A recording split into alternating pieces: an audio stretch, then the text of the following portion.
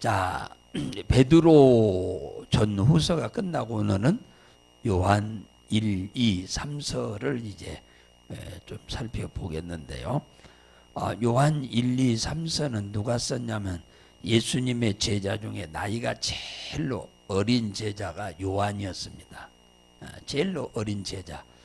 그래서 그랬는지는 모르지만 예수님이 제일로 사랑하는 제자가 이 요한이었습니다. 나이가 어려서 예수님을 따랐기 때문에 그런지는 모르지만 제일로 오래 살았어요. 오래 살았습니다. 이 요한이가. 요한이가 쓴 게 요한복음하고 요한 1, 2, 3서를 썼어요. 요한복음은 AD 85년에 썼고 에베소에서 요한이 에베소 교회에서 사역을 했습니다.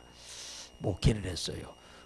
그리고 5년 후에 이 요한 1, 2, 3서를 쓰게 됐습니다. 그러니까 요한복음하고 요한 1, 2, 3서를 쓰게 된 직접적인 원인은 예수님이 부활하신 이후에 우후죽순으로 막 생기는 이 이단들을 감별하고 그것들을 분별해서 신앙생활을 바르게 하도록 하기 위해서 요한이가 긴급하게 쓴 겁니다. 왜냐하면 다 제자들 죽고 요한이 이제 마지막으로 남았는데 요한도 죽어버리면 예수님을 직접 따라다니던 사람들이 없잖아요. 그래서 이 요한복음을 긴급하게 쓸 수밖에 없었어요. 요한이가 로마의 황제 도미티안이라고 하는 황제에게 밤모섬에 유배를 가게 되는데 그 유배 가기 직전에 이 가마솥에다가 끓는 기름가마 속에다가 요한이를 집어넣었는데 요한이가 죽지를 않으니까 밤모섬에 유배를 보낸 겁니다. 그래서 그 밤모섬에서 요한계시록을 쓰게 된 거예요. 주일날 아침에 혼자 있는데 그 아무 무인도니까 거기에 있는데 영안이 열려서 요한계시록을 쓰게 된 거예요. 그냥 보여준 걸 그대로 기록한 겁니다. 요한 1, 2, 3서를 쓰게 된 목적이 있을 거 아닙니까? 아까 얘기도 했는데 소아시아에 있는 기독교인들에게 이 용기를 북돋아 줄 뿐만 아니라 아울러 믿음에 대해서 믿음의 대상이 예수잖아요. 그에 대한 지식과 또 예수 믿는 그들에게 장차 주어질 하나님의 축복에 대한 확신을 갖도록 하기 위해서 써줬는데 1절에 보면은 태초부터 있는 생명의 말씀에 관하여는 우리가 들은 바요 눈으로 본 바요 주목하여 우리 손으로 만진 바다. 태초부터 있는 생명을 우리는 봤고 들었고 손으로 만졌다고 그러잖아요. 태초부터만은 창세 전에 그 말이에요. 우주 만물을 창조하기 전부터 계셨다 그 말이에요. 태초부터 생명의 말씀이 누군데 생명의 말씀은 예수를 두고 하는 말이에요. 예수는 그러니까 태초부터 계셨다. 창조 이전부터 계셨다 그 말이에요. 그래서 그분의 계셨다고 하는 것을 들었고 또 그분이 이 땅에 오신 것을 눈으로 봤고 그분이 우리 죄를 대속하기 위해 십자가에 죽었다가 다시 3일 만에 부활하셔서 뭡니까? 살아나신 걸 옆구리에 손으로 넣어보고 손에 못 박힌 곳에 손가락으로 넣어봤을 만큼 예수님을 직접 만져봤다. 무슨 말을 하기 위해서 이 얘기를 하냐면 나는 예수님의 직접 제자여서 그분을 3년 4개월 동안 따라다니면서 온갖 말씀을 다 배웠고 들었고 그가 하신 모든 이적과 기사와 표적을 직접 본 장본이다. 그러므로 내 말을 신뢰하고 잘 들어라. 이제 쉽게 말하면 그 얘기입니다. 예. 그래서 예수 그리스도만이 우리의 대속자다. 요한복음 14장 6절에 보면 내가 곧 길이요 진리요 생명이니 나로 말미암지 않고는 아버지께 올 자가 없다고 그랬는데, 그러니까 태초부터 있는 생명의 말씀, 그러면 누구 말씀이냐? 예수 그리스도의 말씀이다 그 말이에요. 예.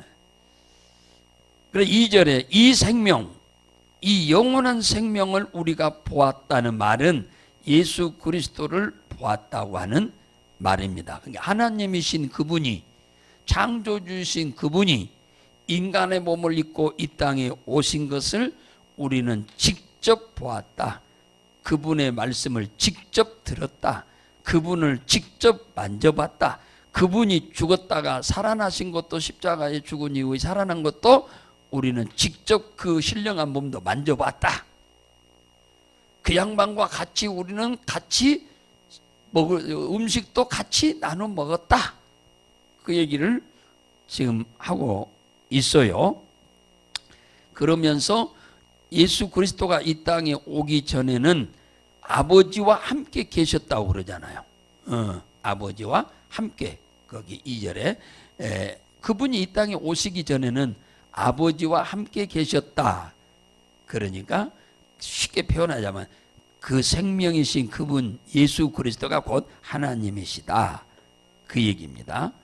이게 요한이 하는 말은 너희가 들음으로써 우리에게 있는 기쁨을 너희에게도 갖도록 하기 위해서 이 말씀을 지금 기록한다. 그렇게 말해. 4절에 우리가 이것을 쓰면 우리의 기쁨이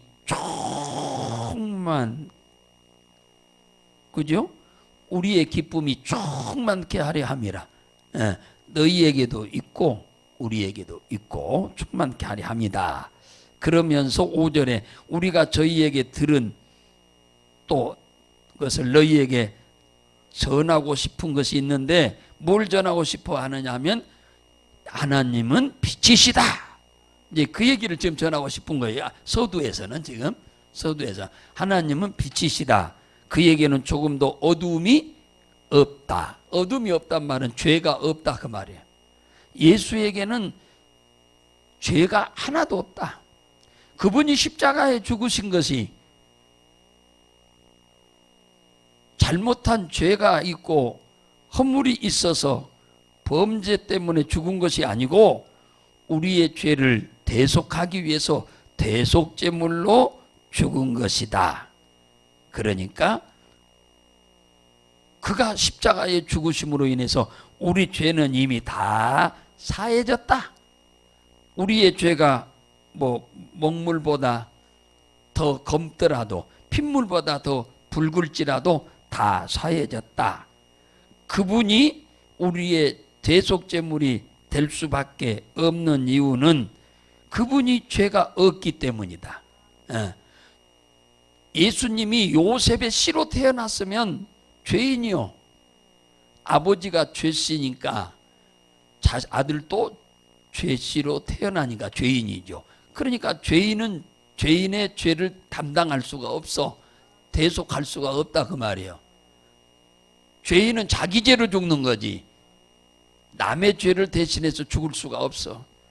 근데 예수님이 자기 죄로 죽지 않았다고 하는 걸 증거하기 위해서 빛이라고 그러고 어둠이 없다고 지금 이렇게 얘기를 하는 거예요. 그러니까 그를 믿는 우리나 너희나 지금 요한이가 하는 말이에요. 기쁨이 충만케 하려 함이라고 그러는 거예요. 예. 그래서 우리가 그 예수 그리스도를 믿음으로 우리들은 모든 죄가 완전히 사해졌다. 그 얘기입니다. 다 사해졌다. 우리 인간의 죄는 피눈물, 구약 성경에 비눗물로도 씻을 수 없고 양잿물로도 씻을 수 없다고 그랬어요. 옛날에 번역할 때 그렇게 번역해서 옛날에 저게 했기 때문에 요즘 말로는 퐁퐁으로 씻어도 소용이 없어요. 신나로 씻어도 안 돼요. 씻어지지 않아. 무엇을만 씻어지느냐 하니까 오늘 7절에 그랬어요. 7절에 보면은 다 같이 한번 읽어볼까요? 시작. 저가 빛 가운데 계신 것 같이 우리도 빛 가운데 행하면 우리가 서로 사귐이 있고 그 아들 예수의 피가 우리의 모든 죄에서 깨끗게 하실 것이다. 할렐루야. 비눗물로 우리가 목욕한다고 해서 우리 죄가 씻어지는 게 아니요. 예수 그리스도의 흠없는 보혈의 피로만 우리의 죄는 사함을 받을 수가 있다. 깨끗게 될 수 있다. 정결케 될 수 있다. 의롭게 될 수 있다. 거룩하게 될 수 있다. 그 말이에요. 이 말은 한마디로 말하면 무죄 선고를 받을 수 있다. 무죄. 먹물보다 더 검은 죄를 지었는데, 핏물보다 붉은 죄를 지었는데 죄 하나도 안 지은 것으로 해준다 그 말이야. 하나도 안 지은 것으로. 경찰서에 가면은 용서는 해줘도 그 자신들이 범했던 죄력은 다 거기다 기록을 해놔요. 정과는. 그런데 예수님은 완전 죄를 한 번도 안 지은 것으로 무죄를 선고해 준다. 그뿐인가요? 저 거기 9절에 가면은 죄를 용서받는 방법이 있는데 시작. 만일 우리가 우리 죄를 자백하면 저는 미쁘시고 의로우사 우리 죄를 사하시며 모든 불의에서 우리를 깨끗게 하실 것이요. 그잖아. 죄를 사함 받는 방법, 죄를 사하시는 분은 예수의 보혈의 피로만 가능하지만 그를 믿는 자는 살면서 지은 죄는 회개하면은 용서받는다. 그러니까 예수 믿는 순간 아담이 범한 원죄와 우리 조상들이 우상숭배하면서 자손 4대까지 미치는 저주를 용서받는 죄와 내가 태어나서 지은 자범죄를 싹 용서받아버립니다. 그런데 살면서 또 죄를 짓잖아요. 그 믿는 날부터 그 전까지는 싹 없애준다 하더라도 살면서 또 죄를 지은 죄는 어떻게 처리해야 하냐. 회개하면 다 용서해 준다 그 말이야. 회개하면 용서해 준다. 그러니까 우리는 죄를 지으면 죄를 숨기려고 할 필요가 없어요. 그 죄를 인정하고 고백하고 돌아서면 우리는 죄를 다 없는 것으로 용서를 해줘. 그러니까 우리가 천국 가는 겁니다. 죄의 정과가 그대로 남으면 우리는 절대 천국에 갈 수가 없어요. 그래서 로마서 5장 8절에 보면 이런 말이 있어. 우리 여기 8절에 보면 나오잖아요. 그 8절 만일 우리가 죄가 없다 하면 스스로 속이고 또한 진리가 우리 속에 있지 아니할 것이요. 무슨 말이냐? 네가 죄를 짓지 않는다고 그러면 그 사람은 예수가 없는 사람이다. 죄 없다고 하는 사람, 죄 없는 사람이 세상에 어디 있어요? 그리고 죄를 안 짓는 사람 어디가 있습니까? 예수 믿다고 해서 죄를 안 짓나요? 예수 믿어도 죄는 다 짓고 살지요. 그러니까 지은 죄를 자범죄라고 그래. 그것을 회개하고 돌아서면 되는 거죠. 근데 나는 죄가 없어. 나는 죄 지은 적이 없어. 이런 사람은 진리가 그 속에 없다. 예수가 없다 그 말이에요. 예수가 생명인데, 그러니까 예수가 없단 말은 생명이 없다 그 말이에요. 생명이 없으니까 구원받을 수 없어. 하나님을 만날 수 없어. 기도해도 응답이 없어. 생명이 없는 사람은 죽은 사람인데 죽은 사람이 산 사람하고 어떻게 대화가 됩니까? 교제가 됩니까? 안 되죠. 그러니까 스스로 나는 죄가 없다 하는 사람은 구원받을 수 없는 사람이거든.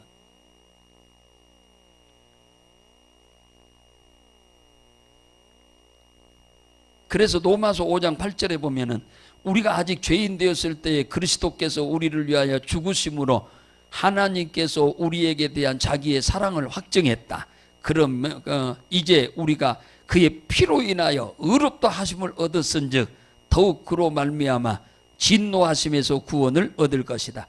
우리의 모든 죄는 예수의 피로만 용서받을 수 있다. 이게 복음이에요. 이게 복음. 그러니까 행위로 구원받는 게 아니야. 축복은 행위로 받지만 구원은 믿음으로 받는 거예요.